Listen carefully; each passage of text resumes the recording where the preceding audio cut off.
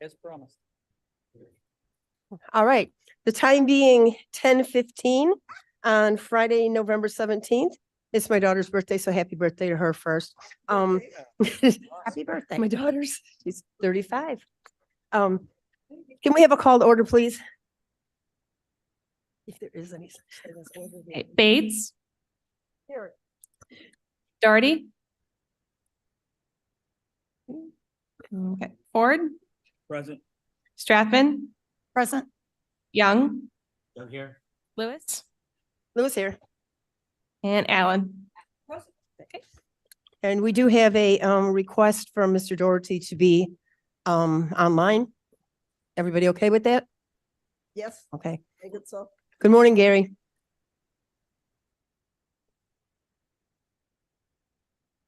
This picture. Okay, You want one? then I need a motion for the approval of the minutes from October 13th. Base most, Is that unanimous?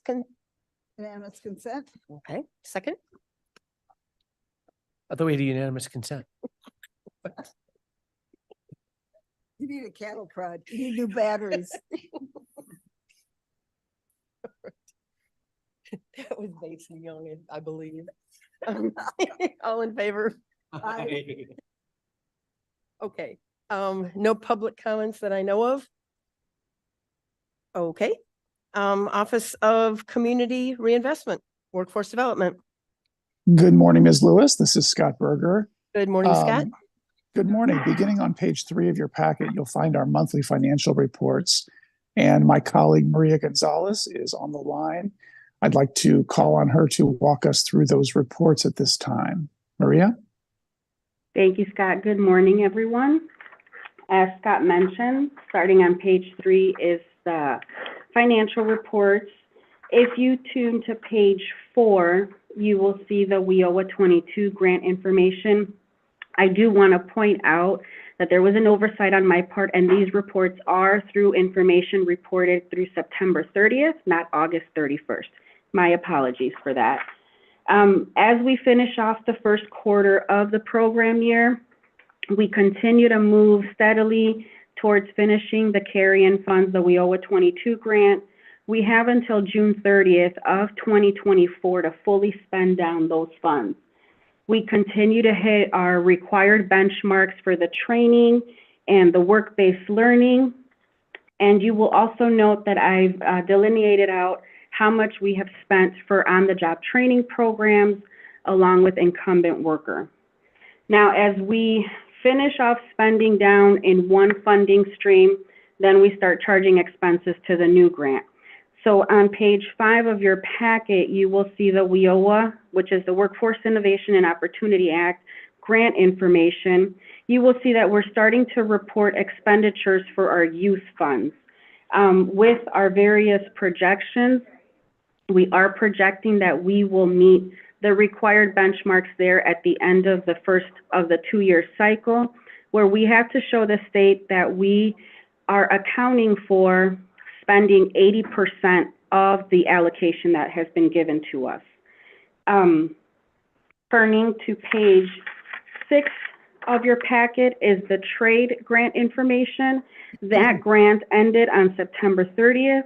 We have submitted all of the final reports to the state, and as of today, we're going to start the process for the new application to continue this program moving forward for our currently enrolled participants.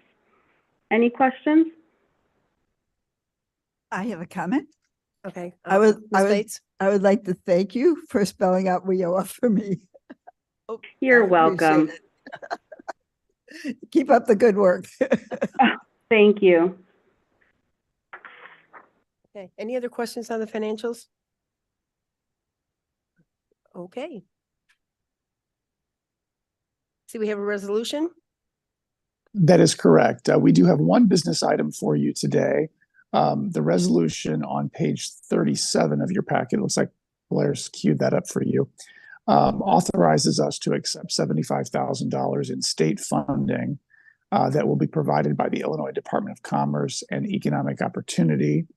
The resolution also authorizes us to contract with 2 immigrant welcome centers in our area to provide employment services to job seekers.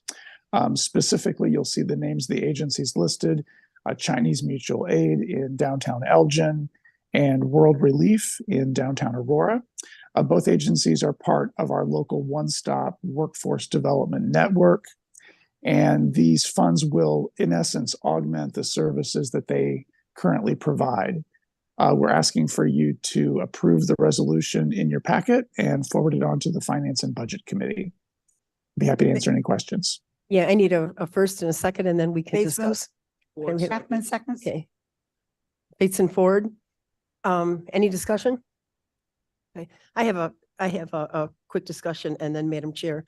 So, I am very familiar with, World Relief in Aurora and, the work that they do, and we really need this. So this is a great grant. I am not really familiar with Chinese Mutual Aid, but I'm sure they do equally good job up on the northern end of our, okay, and Ms. Strathman is shaking her head yes also. They do. So this is good. Madam Chair. I have my question, is for Scott, but directed to you, of course.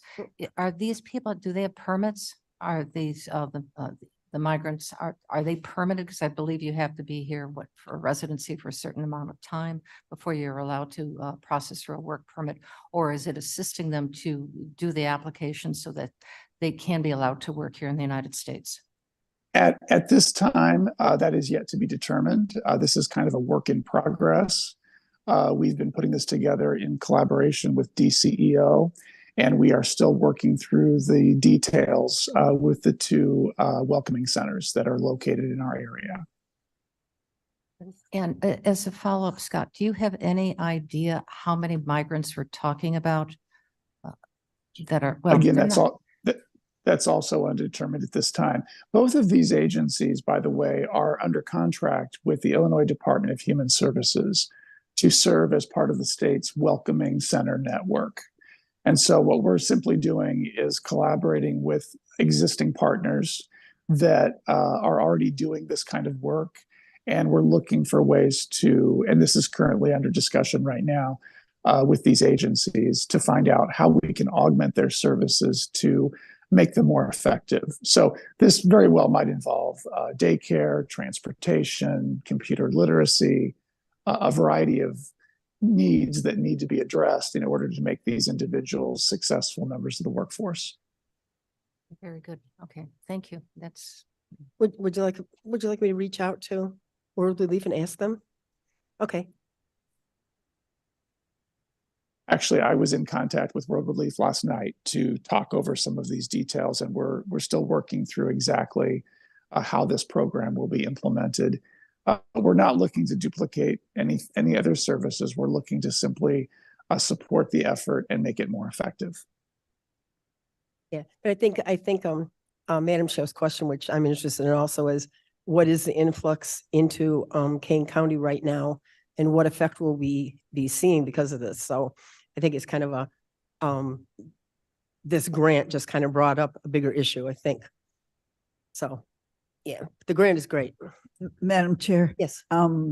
you can ask me to bring this up later, maybe under new business, but I heard on the news today that Governor Pritzker has released another great big amount of money, maybe $73 million. About a month ago, he released maybe half that. I think it was about $42 million. And Eldon applied, and Joliet applied, and et cetera. I know, but why you're holding your breath there. I would like to make sure that Kane County applies for a grant under this sum if possible, because even if our municipalities don't choose to apply, I'm being begged by our food pantries to go after some of this grant money as we see this influx of immigrants. So Yeah. whoever we have to talk to, let's talk. Let's talk about it after this. Thank you. We can fill you in on what's going on with Okay. that end of the county. We'll just go there. All right, so I guess we need, if there's no other discussion, let's call the vote. Bates, Bates, yes. Doherty. Ford, Ford, yes. Strathman, Strathman, yes. Young, Young, yes. Lewis, Lewis, yes. Allen. Okay, passes. Thank Anything you. else? No, that's all we have for you today. Thank you. Okay. Madam Chair, Just, sometimes you have to think about something before the words come into my mouth. When you discuss this, I would suggest that you bring in Ms. Strathman because if it's food, it should be related to public health, I would think as Right. well. That would just be my recommendation. And then obviously ag, because that's who the food pantries report to here in the county. So I think they should be brought in as well. So that'd be Mr. Kenyon. yeah. Madam Chair, I think the food pantries report to ag. That's what I just said, but Oh, I'm pub- sorry. out of public health, I mean, Mhm. if you don't have food, you're Yeah. not gonna fare very well. That's the ag committee, right? That is the committee, but the, And you have to have food to Yeah. have nutrients, so you feel healthy. Mhm. That's why public health and ag is the people who grow the food and process that, report to that. so Madam Chair, I would like to make sure that we don't wait for the municipalities to apply for this, that it's Yeah, a grant that we'll- we. I know exactly what you're talking about. We'll Yeah, talk stop. about it as soon as this Stop. meeting's over. I'm done. All right. And I want to be in it. I'm in on that conversation. Yeah, no, Okay. as soon as the meeting's over, we'll take it offline. Yes, I get it. Okay. All right. Hey, Scott, Mr. Berger. Yeah, Last yes, ma'am. month, I'm sorry, it's Friday. My brain's really pretty gone. This month I had asked you if you guys could give us a list of who our WIOA partners are. So that, and I know I was told at that time that I could look through all Yes. the list of bills, but can I have that next month, please? Yes, we will prepare that for you. Obviously, the Okay. measure before you today involves bringing on additional agencies that are going to be part of our network. Yeah, So that I is understand it's fluid. ever changing. Yes. Yes, no, I understand, but I just think it's of interest to know who we are, because we work with a lot of these people. And it's just interesting to know that they're our WIOA partners. So we make sure we support them as much as we can. So, all right, thank you. That's right. Okay.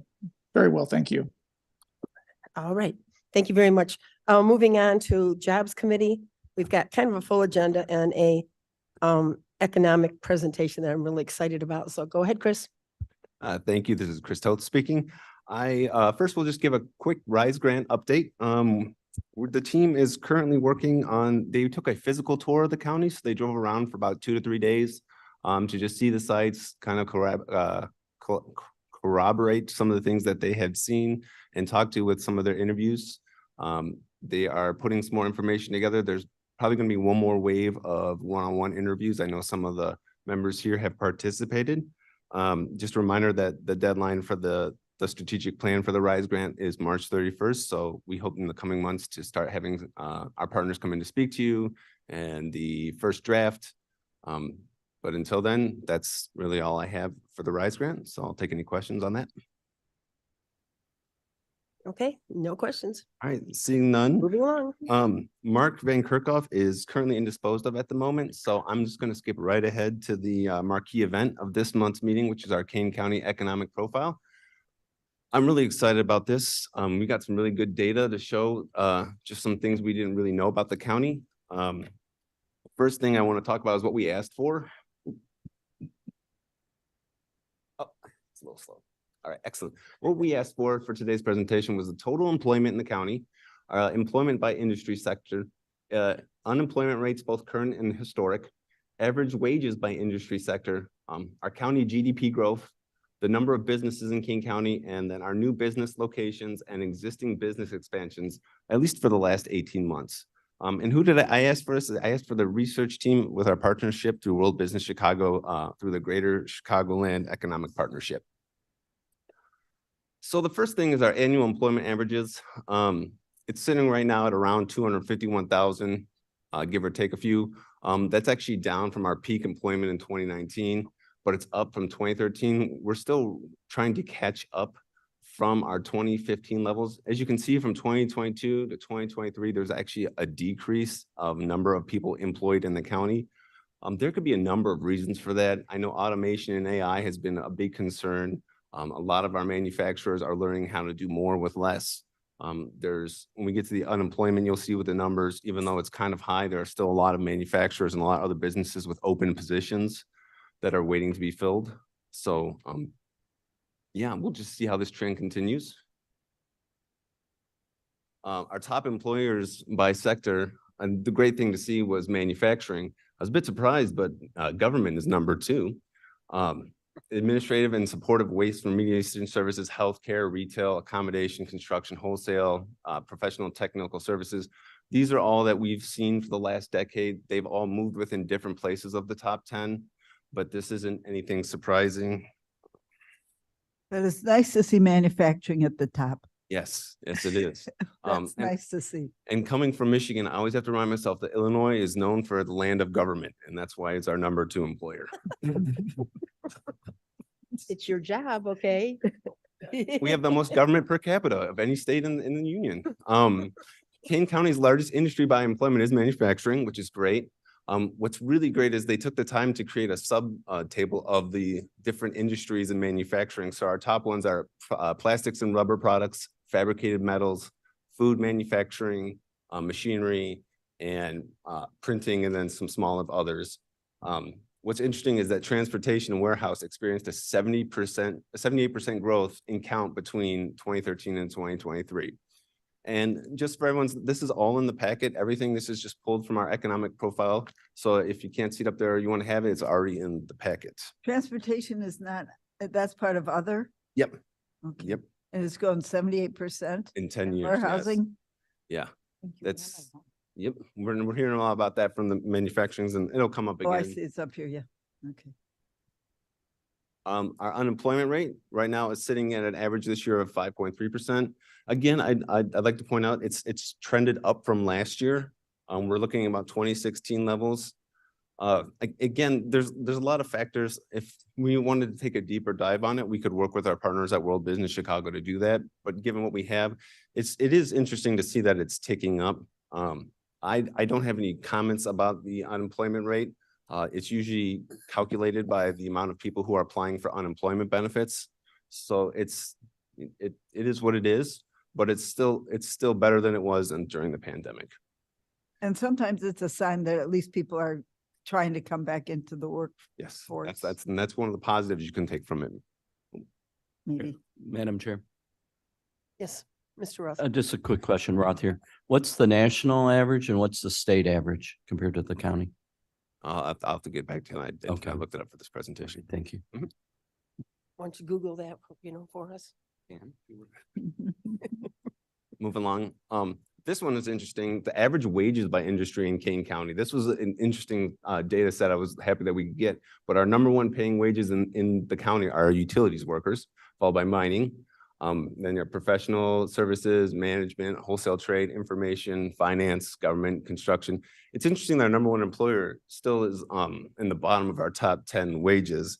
And if you break this list, it's actually half of these are physical labor, union trade jobs, and then the other half are professional service, college education jobs. So the diversity of our employers in this county allow that if those who have a college education can still come here and earn good wages, but those who don't have college education and work in the trades or in utilities or in construction are also earning good wages here. Yep, yeah. Could that be broken up into a grid so we can see that? Because that'll be, I think, for workforce development and everything else, that'd be a interesting approach to take. Great.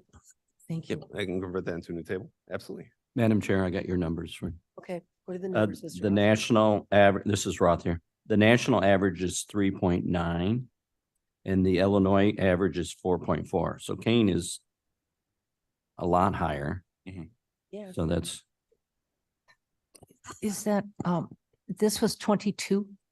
I'm doing current. I can see Go if I back can to get. the- See if you can go back to 22, so we can do an apple to an apple, please. Or is that 23? It is 23. Do we know when in 23? That's August? yeah, that's year-to-date average of January through September. Yeah, and I just looked at Kane is showing 5.6 on the Google search. So that's pretty close to what he's reporting. So Kane is higher, and I'm curious Why? And that's something we can look into. It was interesting during the pandemic. When I was doing reporting of the unemployment numbers during that period, we were actually ahead of the state. I But mean, above- lower. Yeah, we were than- lower than the state, but higher than the national average. So now we've moved higher than both the state and the national, Right. which is interesting. Yes, Um, thank you. But this is all based on claims for unemployment. Absolutely right. I actually, there was a report on CBS last week, and one of the interesting facts that I saw was in the 1960s, 92% of adult American males over the age of 18, under the age of 60, that are healthy and able-bodied are in the workforce. Today, that number is down to 85%. 92 to 85. Yep. Yep. So we're seeing, and it's something that we could talk about at a different time, but just the workforce has shifted a lot, and there are more and more young men pulling out of the workforce. And unfortunately, it's not represented in the unemployment statistics unless they're actively seeking unemployment. So just interesting stuff. This was really fascinating. I've never seen this before, but our nominal gross domestic product, which is just the raw sum of all the goods and services and products sold in the county, is actually way up from 2013. It's up about 37%. We continue to grow in a positive direction. We had a dip in 2020, but as you can see in 2021, it has a nice good increase. And then if you move on to the real gross domestic product, this is the one that takes into account inflation or deflation, depending on what's going on with the economy. So that it's a more defined trend, but it's still showing that as things are improving post-pandemic, our gross domestic product is on the uptick, which is a good sign. This one's interesting, given our unemployment and our average number of employees, but we've just been growing the number of businesses in the county. We're up 5% from 5 years ago, which may not seem like a lot, but when businesses are, especially most of our new jobs in the county are actually created by existing businesses. So we're getting growth in our overall total, but we're also growing the number of employees, and now we need more employees. It's ripe for our workforce to have opportunities. And when they have opportunities in demand, that's when wages go up. So that's why we're seeing good wages. I'm trying to make sure that all this is put into context what's going on. I'm not giving any editorialing of the economy, but this is good to see that businesses are interested in here and they're growing. Madam Chair, Yes. could we go back one slide, please? Absolutely. Blair? Okay, so on this one, this is the real gross domestic. I would love to see sectors, if there's a chart that looks like that. I can find that for you. Okay, if possible.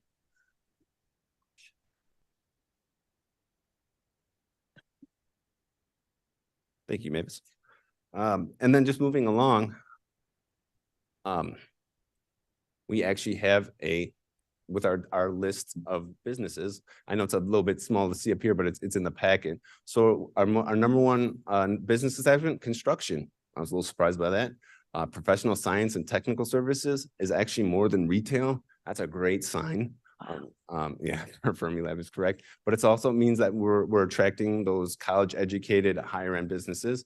And then our healthcare, administrative, accommodation and food, manufacturing.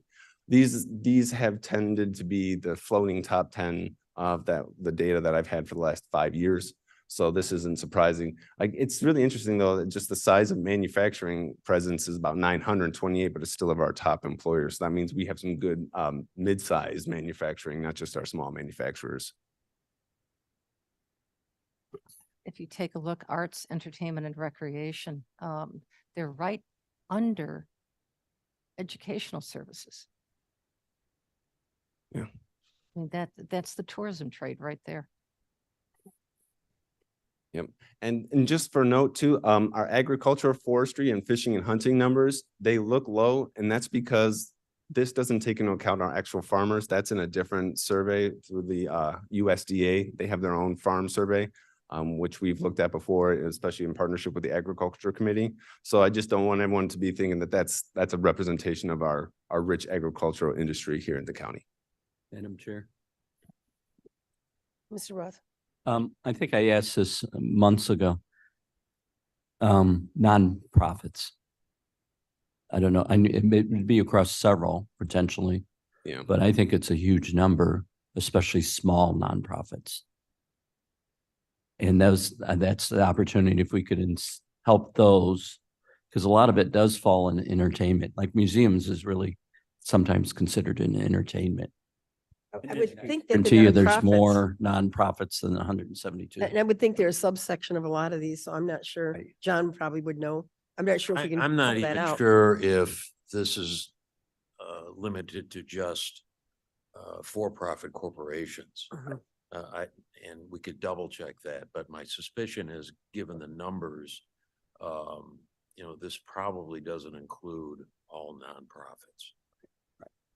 I don't think so. We have tons of nonprofits. So if I may, one of the things about the not-for-profits is you can be a not-for-profit, but all volunteer-based, but you're a legitimate not-for-profit. So there's no income being earned for that because Right, it's all right. volunteer services. You're still generating income because of admission and store sales and No, Yeah.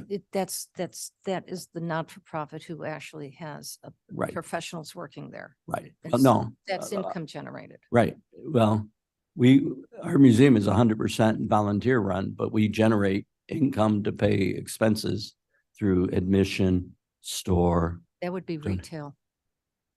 Yeah, Yeah, but that- I if think- we're I not think the counted, Nonprofits come into a lot of it. there's a lot Maybe of there's it. some data that we could ask, But it's a good point. It's a good ask them point. to pull out just nonprofit data alone. Yeah, that's, and Yeah. that, thank you so much, because that was gonna be my point at the end of it, but I'll start bringing it up now. These are the type of questions we have access to the answers to. Mhm. It's just we need to get the questions out there and put them together and send them to our team at WBC, because they are an absolute pleasure to work with. They get this information back to me really quick. We have a great working relationship. So anything that we can think of, let's put it together and ask and see what we can find and continue to just learn more about what's going on in the county. It's just interesting, the only questions that we can get the answers for are the ones we ask. Right. So it's just food for thought when you think about the makeup of the businesses in the county. This one was exciting. There have been over 40 business relocations or expansions in Kane County since 2022. So it's office or industrial, 20,000 square feet or $1 million or more investment. Additionally, over 80 tenants have moved into office or industrial spaces of at least 10,000 square feet since 2022. Wow. This map is on page 50 of the packet for you. It's also got a list of companies that are marked on the map. Unfortunately, the map and the list don't indicate which ones are where. And a few of them are listed as undisclosed. But the fact that we actually have this information is quite astounding, and how fast they got this back to me. Yeah, I was really pleased with it. You can see where the hotbeds of activity are in the county. And if you look at the list, just some general notes of what I saw on the list was big with transportation, distribution, and logistics, packaging and plastics, which aligns with our top manufacturers, food and finance.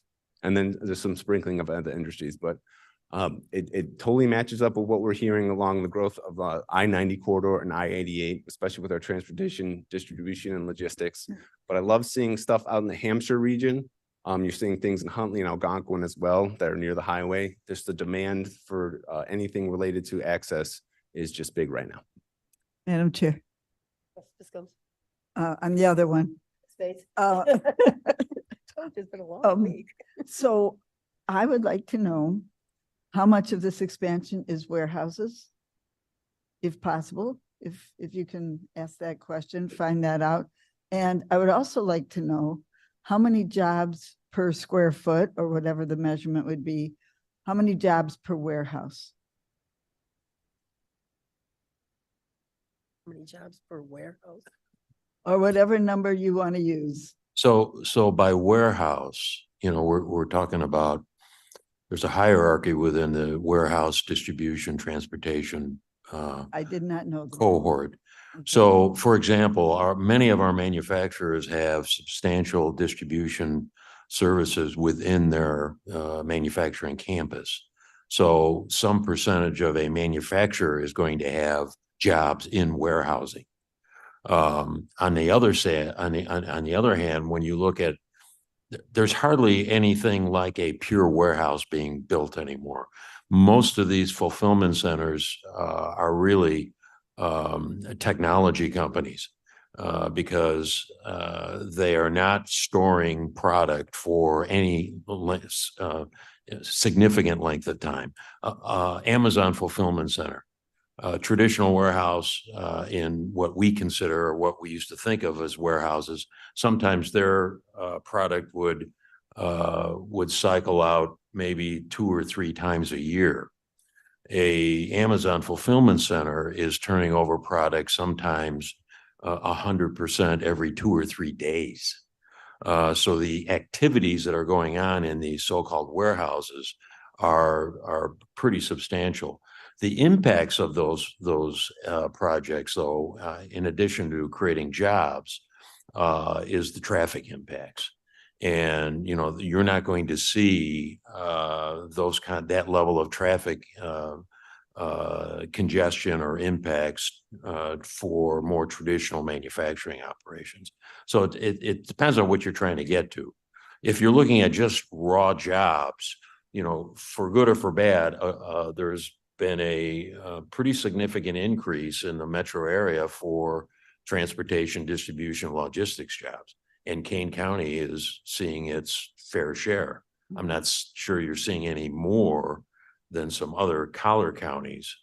Some would argue maybe a little less. But at the same time, you know, I think we could identify sort of the per capita employee within some of these distribution operations. Well, you're asking me what I'm getting at, and what I'm getting at is the environmental impact of these warehouses compared to the economic benefit. Yeah. Because, I mean, you just painted a very interesting picture for me, and I thank you for that. But I'm concerned that these warehouses are getting built, they're having this environmental impact of the traffic, but that inside of that warehouse, there's no people. There's no jobs. Madam Chair Ford, Yes, Mr. Ford. I get what Mavis is getting at. But along with that, if we try to pull out those numbers, we also need to see what they bring to the tax base, because those numbers have to be compared to it also. Manufacturing is one of our, other than car lots, is one of our biggest tax base production. So if we're gonna change that chart up there where we have residents paying 76%, we gotta figure out where we're gonna have growth at. So and I get you with the warehouses because they're so big. I mean, Are there? hold on. Aurora, let's take for instance, had manufacturing all up and down the river. It was all over the place. And so all that got cleared up. Now you move them away from the river, which is good. Don't get me wrong. That's a great thing to happen, because what they were doing to the river was, I don't want to say it was bad, it wasn't good. Yeah. So, but I get you with the big buildings. I got one that was just put up not in my district at the corner of Illinois. Oh, God. And but it's, Elmwood. so I mean Highland and Elmwood. Illinois. So but we have to look at the whole base of it, what is happening with these, and he hit it on the nose. Some of these, and it is bringing traffic, but the traffic part is something else we got to work on separately than Jobs. than the jobs. So thank you. Okay, thanks. This is very interesting. Mr. Rock. And the other thing is expense, because if a warehouse is flipping every 2 to 3 days, that's 10 to 20 times the amount of trucks and the wear and tear on the roads and pollution. And quality of life. So you would frankly. want to know it by category, manufacturing. Mhm.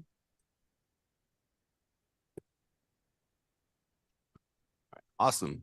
Well, that actually, This is fascinating, by the No, way. first of all, thank you.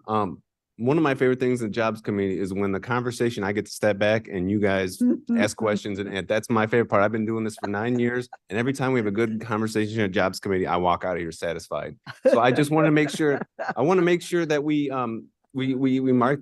No. Oh, no, not entertained. It's just, it means that what I'm doing, it's showing, it's great though, because this is what, in the next year or two, this is what we're gonna, more and more questions as we move forward with the economic development strategic plan. Oh, that's gonna open up a barn door, and that's gonna be exciting. But this was prepared by our team at World Business Chicago Research Center. On behalf of what I asked for. This is all the sources. This is all, especially CoStar and Lightcast. Those are two very expensive services that we don't otherwise have to subscribe to due to our partnership with them. Not to mention that they put together the profile, just the overall visual side of things. They worked with me on it. They got it back to me within 3 business days. So I just wanted, even though she's probably not listening, Hannah Loftus, the Regional Director of Research for World Business Chicago, is a fine partner. So I'd like to just thank her for that. And again, you know, we can, if there's ever questions or this piques interest in data, please go ahead and email me anytime you think of it and we can compile it and then put together another profile. We can just have these questions asked part of the jobs committee. We can review it and learn more. There's always something new to be learning with this data. And I'm always fascinated. It always has more questions than answers, but you know, these are things we're just going to be all learning about together. One other thing I wanted to note that on page 53 of the packet, if you could pull that up for me, Blair. John put together a major business development projects report for 2023 for Kane County. I didn't really want to go through it, but I just wanted to let you know that it's in the packet. Oh, no, that's okay. Wrong agenda. Publicity for Edie. These are just a list of the new developments that there's record of.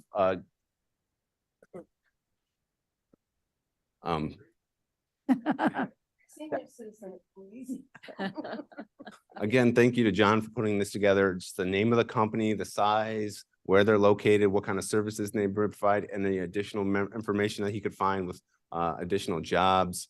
And then he created a separate list on the second page of just what was this, the warehousing that's also of new space warehousing. So he's available if you guys have any questions about this. Yeah, it's just exciting stuff to really get a grasp of what's going on in our county. This is something that we haven't had access to before. This is the information not only do we share with you, but we share with our partners and other people that we work with. Everyone's always just interested to learn about what's going on, especially if it's in their neck of the woods. And Kane County is a place that people are looking at to bring their businesses. Miss Allen has a question. Oh.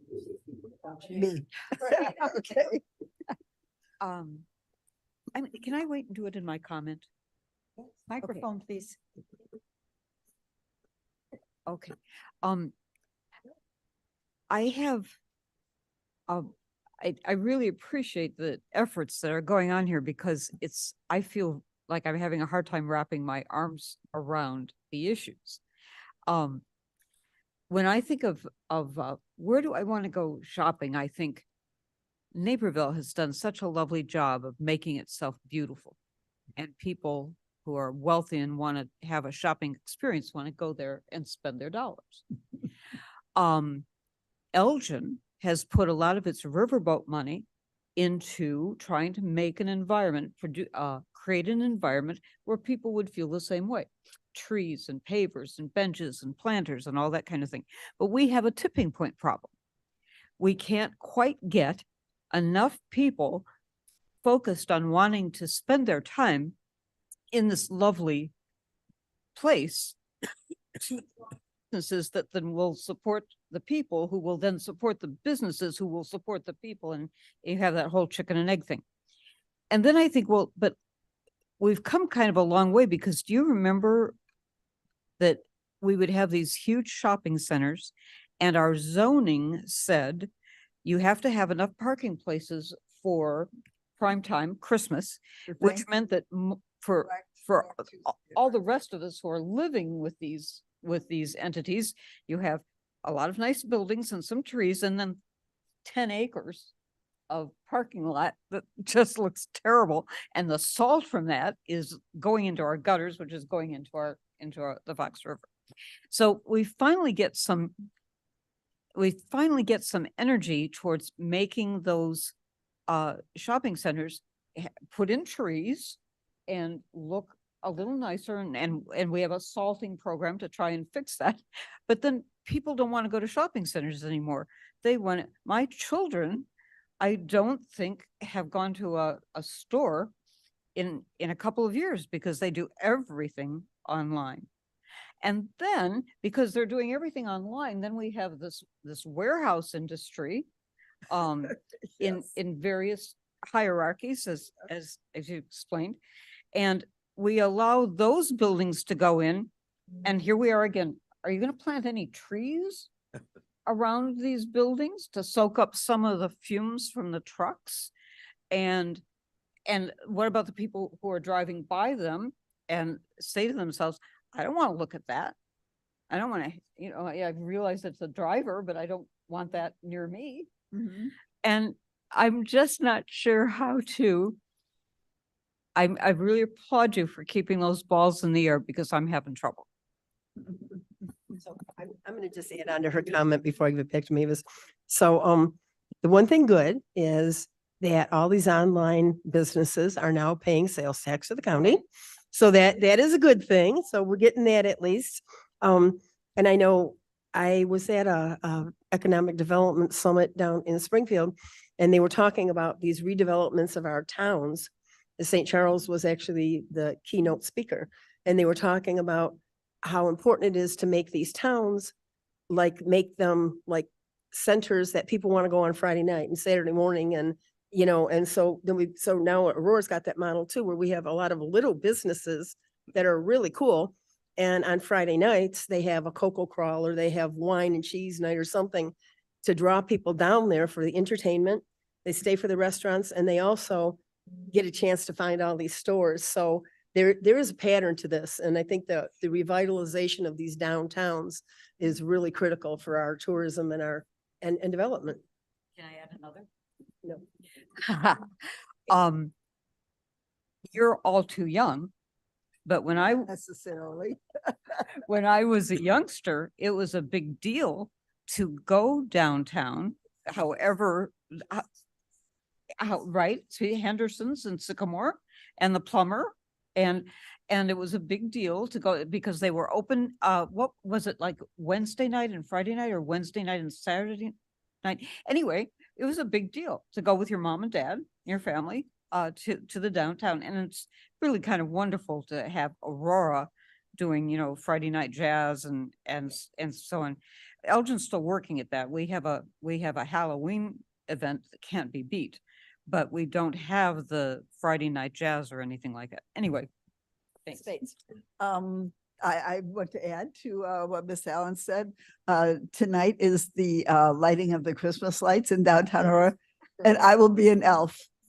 Oh my gosh. Well, there's some good news. You will what? I'm going to be an elf in the parade tonight. Maybe I Okay. shouldn't be telling. So No, I have a que- wait, I have a real is that a question. paid job? Is this a job? Is this a jobs Right. committee? Pays more than. Or it's a nonprofit, right? All right. I'd like to know the number of trucks that come and go from these warehouses, please. It depends on the size, the purpose of the warehouse, what market area they're serving. Well, can you get us, is that We can get some of that Uh-huh. information. I'm sure it depends, but Yeah. But Why don't we put that on the agenda for probably like January?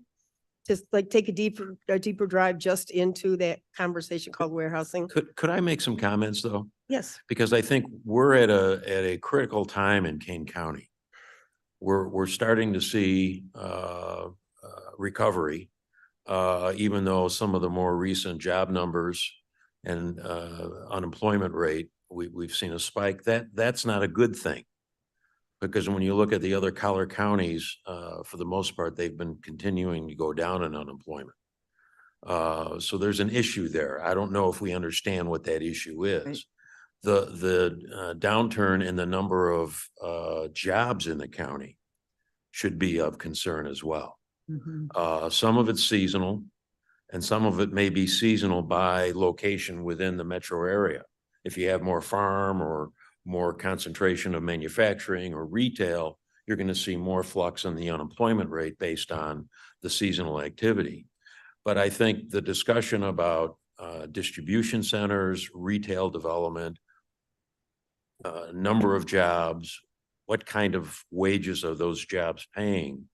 The county can play a critical role and helping to identify not only the trends, but how do we look at public policy that impacts this in the way we would like to see it impacted? Now, we're not going to go into the municipalities and start telling them, you can't zone any more warehouses. But we can have sort of a public discussion, and I would use the word education on, okay, if we're going to encourage or allow certain types of development, we need to understand what those impacts are. And if after we understand that and learn about that, if we still feel that's positive, then so be it. You know, Illinois, like many states, the municipalities drive by far most of the development. And the ability for the county to influence where certain things go is actually really pretty limited. But I think the fact that the county is now looking at creating a countywide economic development strategy and a program to implement the findings of the strategy in terms of public policy, in terms of working with municipalities. You know, we've got a governor right now that is probably one of the most pro-economic development governors we've had since, I'm going to date myself here, Jim Thompson. Literally. I mean, you know, George Ryan was pretty active in economic development, but the governors we've had in between, for the most part, didn't pay much attention to it. And they certainly didn't put a lot of resources to it. Right. So all of the climate tech money, the environmental excitement around certain types of development, these are things that you all are taking advantage of right now, and there's more to be had out there. So I think it's pretty exciting where the county is right now, but it really depends on, you know, what are the steps we're going to take here over the next, you know, 1 to 2 years, and see how we can sort of encourage the type of development and growth that we'd like to see here. Right. And I think, I thank you, because that's probably going to be the end of this discussion, and it's a Fine. great way, no, it's a great way to end the discussion, because it brings us full circle to the fact that we did the RISE grant, we've got our economic development, we're part of the Chicago initiative, because I think we know that in Kane County, we are poised to, we have to make some decisions of what we want our county to look like. Exactly. We look at these charts and we have half of it in agriculture and our forest preserves and half over here. What's that doing to our taxes? What's the quality of life for our people? And the whole, we absolutely are a critical point that in the next year, we have to come up with our economic development group, and we have to start having these hard discussions of what do we want our county to look like. Yeah. So this was a good segue to that. And that's why I wanted, you know, just kind of like, where are we at now? Because there's been so many changes. So I think this was a great discussion. And I think it is going to, and to your point, we've got more questions now than we had an hour ago, which is good, because the only way we can actually make the right changes and things is to actually talk about it all. Oh, Mavis, did you have something to say? Thank you, Madam Chairman. I do have something to say, which is that in our climate action implementation plan meeting yesterday, we were working on partners that we're going to have to engage to make things happen. And the Jobs Committee and the Economic Development, soon to be Economic Development Organization, were on many of these. So we'll be coming to you soon, talking to you about partnering with the Climate Action Plan. Ms. Roth. Just one further clarification, you know, we're saying we can't influence the cities, but what they do can affect the county and other cities. And I have an example. 10 years ago, Menards wanted to put a warehouse up in Sugar Grove, and they said no. So they went down to Yorkville, and all the Menards trucks drive through Sugar Grove every day getting to the interstate. So Yorkville got the tax dollars. Yep. And Sugar Grove's getting the traffic. Madam Chair. Yes, Mr. Ford. Yorkville also got. Hold on, Mavis. No, I just want to also put on the table as we try to get these numbers and how we, because there's so many parts to all this when we talk about jobs and opportunity in manufacturing, is that location of a job compared to where someone lives at, their traveling time and how they get there. Mhm. I'm telling you, sometimes I get up early in the morning and I see guys on bicycles right into work.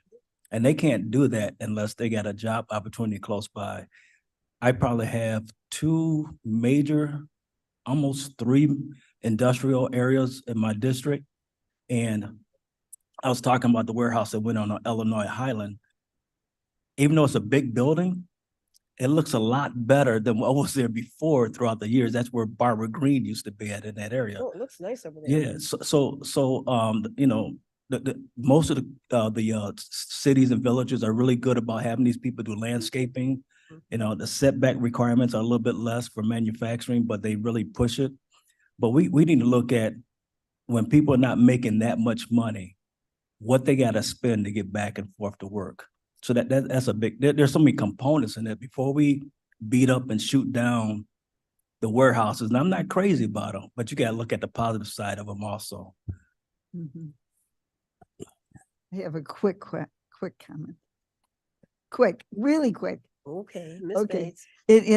In some of the work we're doing on the climate action plan, Kane County residents drive like 1 billion miles a year to get to work, average of half an hour.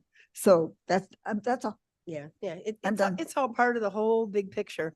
Mr. Young, did you have anything to say this morning? You've been so quiet and you usually have a lot to talk about jobs, so. I'll just make a quick comment. Thank you. David Young. We need to think about the kind of jobs that we want to bring to Eaton County if we're making this, you know, these plans. And I was in Taiwan last week. I was visiting a brand new company that we're representing here. It was unbelievable. I mean, the amount of the manufacturing that they have over there, the buildings, they are just way ahead of where we are in the United States. And we need to start thinking about the kinds of jobs that need to be here to create these billion-dollar buildings that you see in Taipei. And it's not going to be someone making $20 an hour at a warehouse facility or working at Walmart. And so I don't know what that means, but I think we need to think big picture and think about, we want to bring highly educated professionals into Kane County and create a ground layer, a ground basement or foundation that can be built upon. So I don't know what that means at the moment, but that was going through my head. Interesting. Very interesting. I think, so what I'm hearing you say, and I could be so wrong, is like, I love hardcore manufacturing. I love to go in a building and watch people making something. Welding. That kind of manufacturing. Welding, you know, we had the pleasure of touring the old Cedar mop company, which has got a big long name that I'm not going to pronounce. And it was just so cool to see these automated lines and the manual lines and the people and, you know, and products actually that you could touch. Here's a mop that's going to go, you know. So those are the kind of businesses that I really, really love. I think that's what you might be saying, that let's start making things again here. That's what I heard. Right, exactly. And then also, though we want to create an opportunity so that these very high paying jobs will come here, right? And then from there, everything else kind of flows down from there that supports those very high paying manufacturing type of jobs. Yes, yeah, we're on the same page. Madam Chair. I really appreciate that comment, and I'm not arguing. I think it's a great aspiration for us to have. I agree. And I was also thinking about doing that tour that we did at the Cedar, Cedar Right. manufacturing facility, and then make the buckets and the mops. But what I saw was two different things. What I saw was the high-tech manufacturing, which I was completely in awe of, because I've not seen that kind of use of computers and robotic technology. I've I wanted to stay longer to see how it all worked. I thought it was extraordinary. But then I also saw a lot of people who may not have had the opportunity to have the kind of technical training necessary and needed to operate those machines. And there are quite a few of them. And they were the people who are doing the piecework. And I asked the floor manager, what's going to happen to those people as they continue on with their technology? Because it's the piecework is going to be exchanged with robotics. And he said, well, they have the opportunity to learn, to learn the equipment. And I went, and if they don't have the capacity to do that, he could not answer me. And who I saw was very much like perhaps, and I'm not saying the migrants, because they're probably a great many of them are educated individuals, professionals who are moving because of other reasons. But what I saw were women of a certain age. What I saw were some senior men as well who are working there doing the piecework. And I got concerned with them because I thought if we displace them for manufacturing, and I'm not saying that everybody can't learn new skills, we all can, but what happens to them? And so why I appreciate and support the high-end job earner, absolutely, without question. I don't want to forget about the people who may have other skills that we don't want to push out, because then that becomes a burden rather than having them to be an asset. So it's a delicate balance, and you in manufacturing, I'm sure, understands that you need, you can't replace everybody with AI or robotics. You can't. I mean, physically, we cannot allow that to happen. Right. And I don't think that's the goal.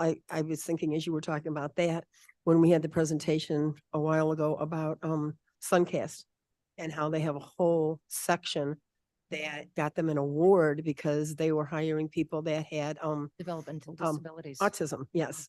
And they were the best workers in the whole building. So I think that as we have these discussions and as we attract businesses and things, that we want to make sure that we attract the right businesses, and that if we're going to bring in a high-tech job, we also have to make sure that we have jobs or means that the people that will be losing their jobs, that we have something for them to go to. And that's where Scott and his WIOA groups come in if he's still on the line. So, Chris. Just two quick points, because one, and I'll talk about it more on ARPA, but that's with manufacturing our ARPA program. One of the things is to improve and modernize and everything we can do to assist our existing manufacturers, because that's something we are keeping an eye on. The other thing is there was a lady at the Hydrogen Summit who is leading the charge for the new manufacturing center at Elgin that's yet to be built. And I'm not saying that sometime next year, maybe she should come out and speak, because the goal of what they're trying to do at Elgin is to create a manufacturing center of the future, which is thinking about that technology that's right on the cusp, that's not there yet. Those jobs that aren't there yet, but we want to prepare our students for. They're thinking so far ahead. And I think that would be something that the Jobs Committee would be interested in sharing what they're looking at, because we can get an idea from our educators of what they're preparing our future workforce for in manufacturing. Madam Chair, to dovetail right with that, Your name, Elgin please. Community College is putting in, Elgin Community College is building a robotics and manufacturing building. So they're going to have complete programs for that. It's pretty exciting. Ms. Ruff. Hi, Rother. Previous life, over the last 20 years, I have worked in manufacturing. And while some of the jobs are high paying, a lot of them are not. They're paid more than they are at Walmart, and they come with benefits, but they're kind of on the bubble. And all of a sudden they start automating. And I want to say it's the majority of the workers are not the high paid ones. It's more of the people that are the bread and butter, and they're earning their bread and butter, and they're hard workers. A lot of them, at least in my experience, 90% were Hispanic, and they are hard worker, and we need to support them more to help them get up the education. So as the things get more automated, they have opportunity for growth too. That's very true. Mr. Young. I just had one quick, I wanted to what Ms. Strathman said, that is going to be a very important part that we need to think about, because that what they're doing at the Elgin Community College with that tech center and training, it's not just young kids, it can be anybody, right? They can go through this training and to learn how to operate these brand new machine tools, this brand new equipment, and to learn a living other than, just something that's strictly manual labor. So I think that's going to be very important, that we need to really, this all kinds needs to tie together, I think, as we go through this. It does. It's like, it's our county health, because we want to have, excuse me, Louis, we want to have, the transportation meets met for our people so they can get to the jobs. We want to make sure we have affordable housing. We want to make sure we have good health care. We want our beautiful parks. We want a good job. I mean, we want our schools. I mean, it all comes together. And that's why this whole community development committee is going to be key, and a key partner. Even though, yes, we might not have authority over Aurora, we can still come to the same table with them, and we can still talk to them and about our decisions. Because really, in order for Kane County to be what our vision is, everybody who has a stake in Kane County has to come to the table and work on it all. And there's going to be some give and take, but it's a very exciting time, back to what Chris was saying. And I think that leads us right to the ARPA update. Okay. Just two brief updates for our the ARPA projects that I'm working on. I'm currently working with our 2 convention and visitor bureaus. They've been sent the contracts. We're just ironing out the details, get everything signed, to get everything started for that. That is projected to begin work in January. So I don't know when the first marketing rush would be, but that's something we're looking for 2024. The other update is for our IMEC manufacturing program. Again, just some minor contract stuff that we're ironing out, but they've already begun working on the website, the program material, the program itself, this dedicated staff. So that when everything gets ironed out, we can also begin that program on January 1 with our manufacturers. We're going to be doing a lot of promotion. You'll probably be hearing a lot about it from here at the Jobs Committee. We're really excited about that. IMEC's been a great partner with the county, and since we're mirroring a program that worked really well in McHenry County, they have a good understanding of what the process is, what they're looking for from manufacturers, and how they plan to assist. So just we'll be updating every month, but again, just an exciting program in motion. And that's my update for ARPA. And Okay. And we have the Fabulous Fox Trail update. And first of all, publicly, thank you for the hats. That was such a cool thing to get the other day. You're welcome. So just briefly, we are excited to be able to start working with Hay and Associates, and also we're with our 2 grants from Department of Commerce and Economic Opportunity on our marketing for the Fabulous Fox, and also for the feasibility study, which we're going to be working with Hay and Associates on. I'm excited about those 2 things. Thanks. All right, perfect. All right, then we're on to new business, which I think we hit a lot of that in our economic update, but anybody have any other new business? Okay. Comments by co-chair. Oh, sorry. And I did also. Did you have a? No. Oh, you just were waving? All right. I think we already threw our comments in along the way. But I do have one to say. Thank you for the update. I think it was long overdue. I think we're going to have to remind each other to kind of do that, even if it's just quarterly, because things change so much right now. And if there's no other. I would move that the reports be placed on file by unanimous consent. Okay, need a second? Okay. All in favor, say aye. Okay, no objections, so done. No executive session, no public comments. Mr. Kenyon, we need a motion to, oh, he's not here? Bates moves. I'll make the motion, we adjourn. And I'll second. All right, And have a great weekend, everybody. We've all had a long week, but it's been a good week. It's been productive, I think. Yeah.